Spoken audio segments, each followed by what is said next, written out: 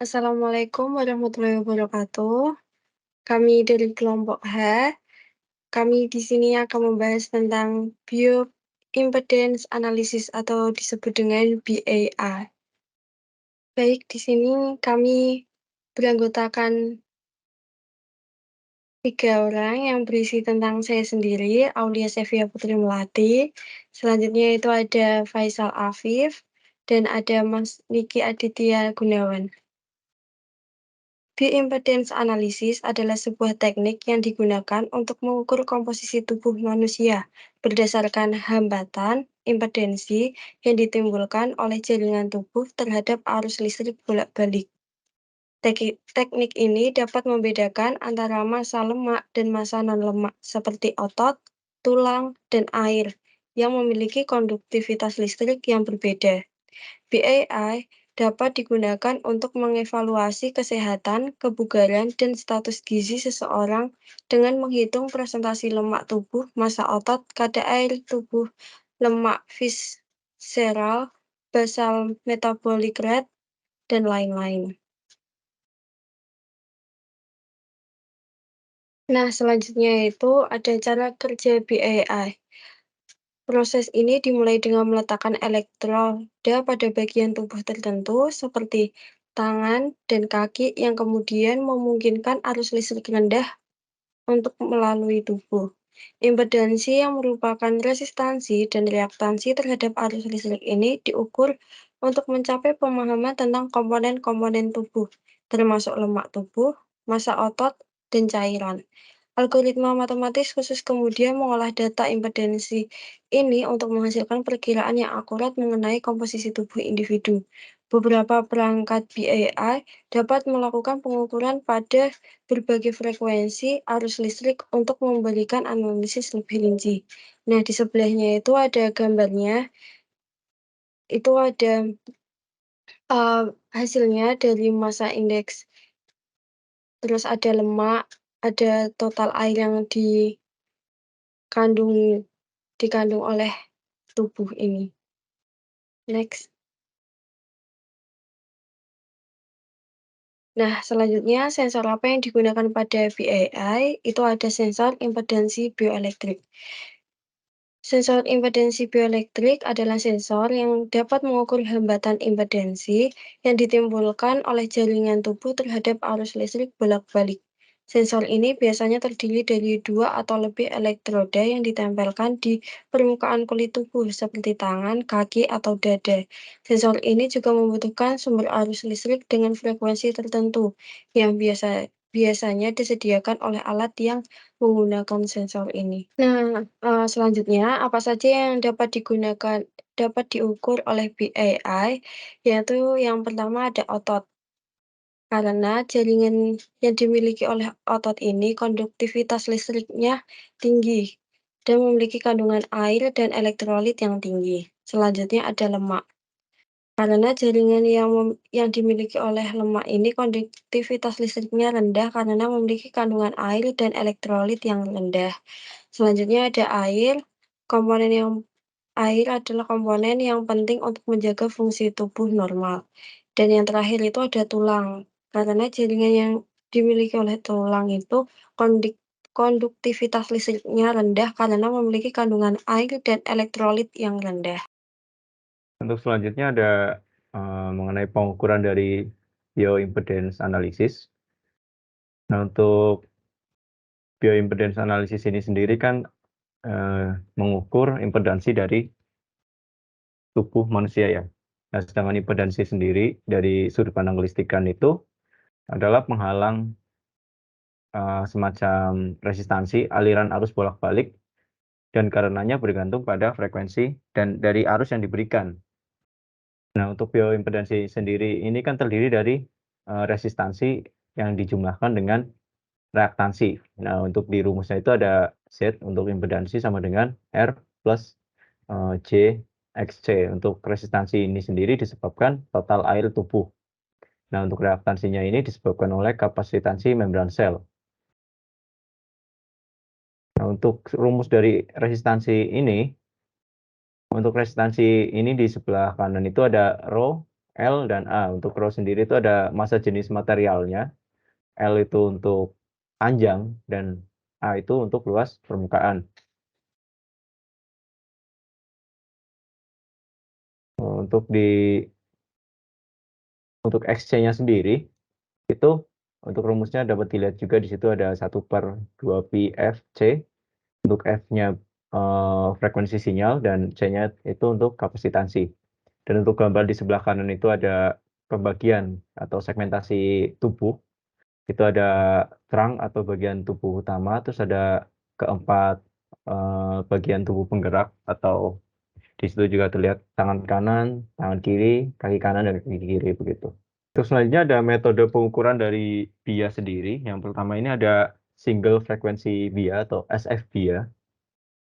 Ini biasanya dilakukan pada arus listrik dengan frekuensi 50 kHz dan merupakan metode umum untuk mengestimasi kompartemen tubuh.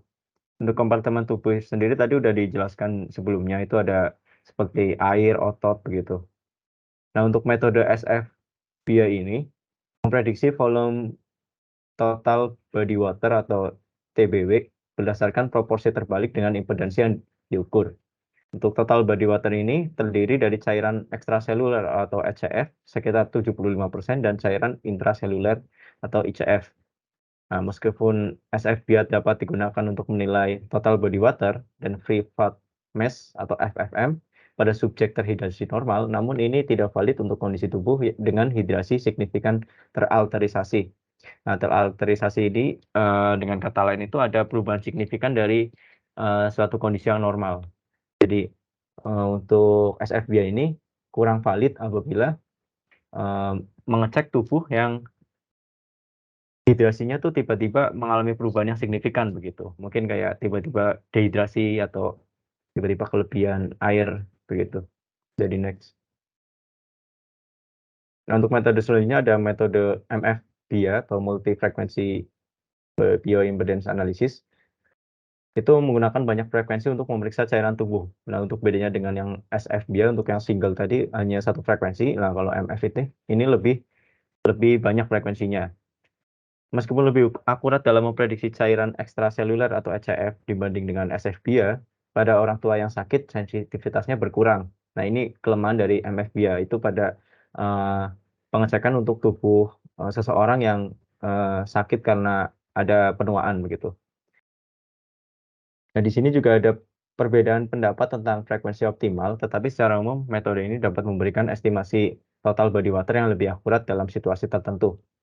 Nah, untuk perbedaan pendapat ini yang saya baca dari jurnal itu ada sekitar empat pendapat.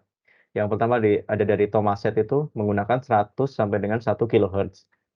Nah, namun di tahun-tahun selanjutnya berikutnya itu ada dari Jafrin dan kawan-kawan itu untuk rentang frekuensinya berbeda lagi, yaitu ada di 5 sampai 1000 kHz.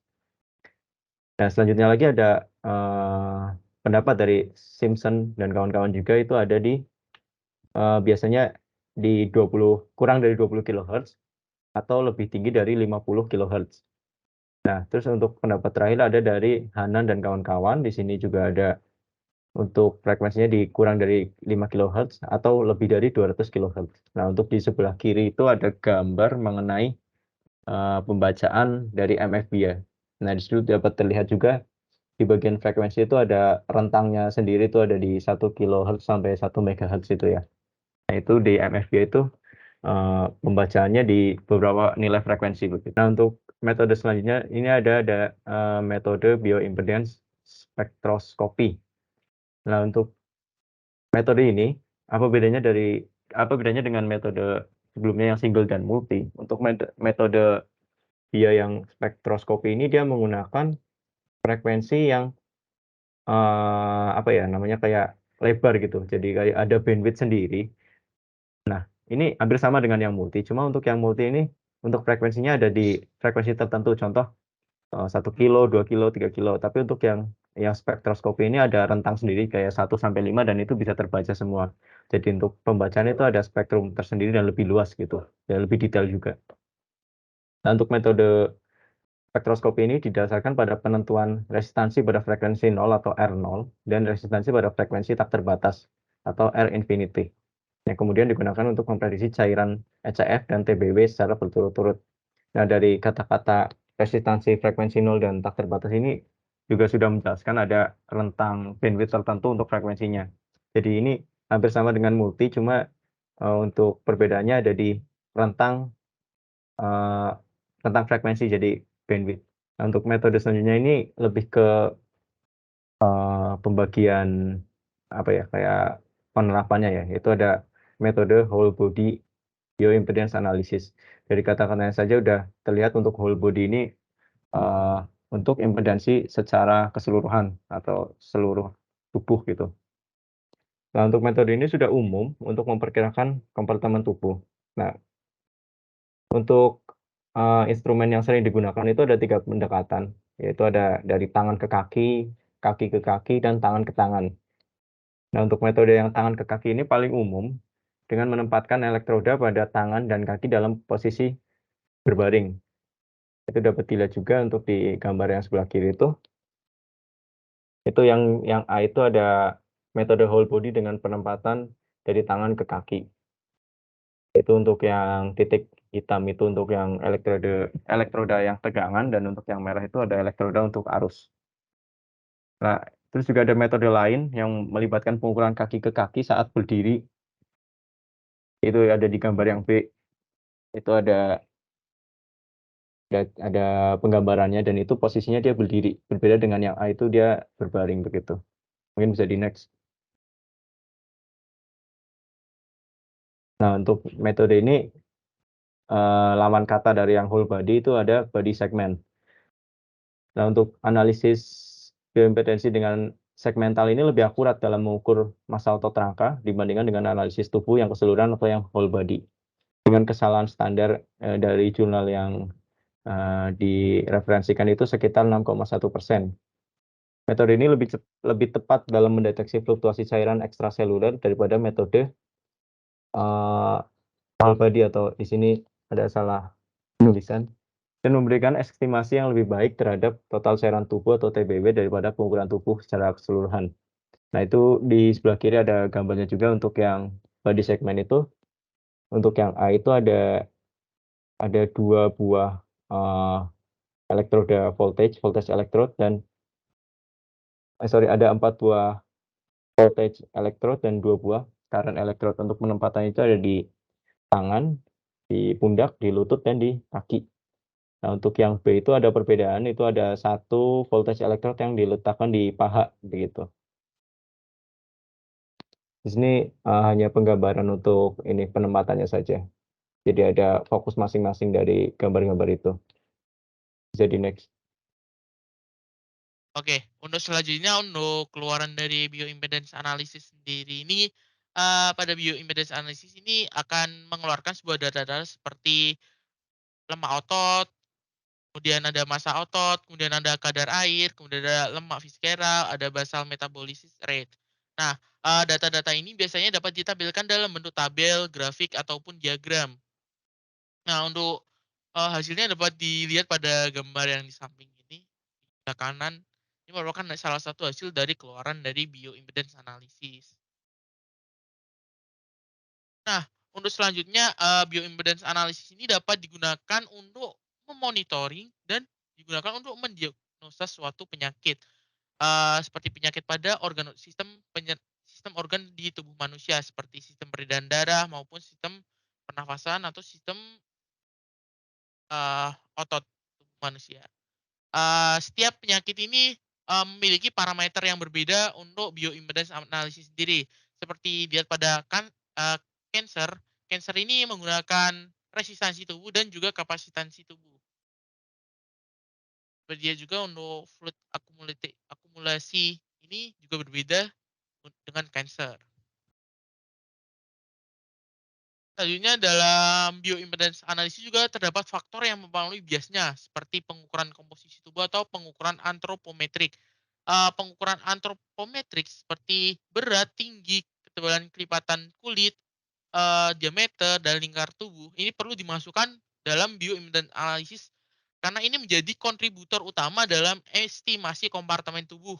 Nah, untuk selanjutnya gender atau kelamin ini juga merupakan parameter yang penting untuk dimasukkan karena setiap jenis kelamin ini memiliki perbedaan tersendiri dari komposisi tubuhnya. Selanjutnya juga ada usia. Setiap usia, setiap manusia ini memiliki usia yang berbeda. Orang yang lebih tua pasti produksi hormon ini akan berbeda-beda setiap orangnya. Kemudian juga ada faktor eksternal seperti elektroda, struktur geometris elektroda ini memiliki dampak besar pada data yang diperoleh selama proses pengukuran dalam analisis bioimpedance. Adapun kelebihan dari bioimpedance ini mudah digunakan, kemudian cukup dengan memasukkan data pribadi seperti umur, berat badan, tinggi badan, dan jenis kelamin. Terus kemudian kita memakai alat elektrodanya ini dapat sekali digunakan karena nanti data akan langsung keluar. Kemudian prosesnya ini tidak membutuhkan waktu yang lama karena hanya dalam beberapa hitungan menit saja. Dan bioimpedance analysis ini tidak invasif atau tidak memerlukan tusukan jarum, pengambilan darah, ataupun paparan radiasi. Kemudian alat dari bioimpedance analysis ini mudah dibawa-bawa yang artinya portable. Adapun untuk kekurangannya sendiri, ini yang pertama ini ada yaitu sensitif terhadap faktor-faktor yang dapat mempengaruhi impedansi tubuh seperti dehidrasi, suhu, waktu, aktivitas fisik, dan siklus menstruasi. Kemudian, alat ini membutuhkan kalibrasi yang tepat supaya hasilnya tidak salah. Yang ketiga ada tidak disarankan untuk orang yang memiliki alat bantu medis seperti pacemaker, defibrillator, atau implan listrik lainnya karena dapat mengganggu fungsi alat tersebut. Dan ada yang keempat ini tidak disarankan untuk digunakan untuk wanita yang hamil seperti itu. Jadi itu adalah penjelasan kelompok kami mengenai bioimpedance analysis. Sekian dari kelompok kami, apabila ada kesalahan kata ataupun kekurangan kalimat, kami minta maaf. Sampai jumpa di lain waktu.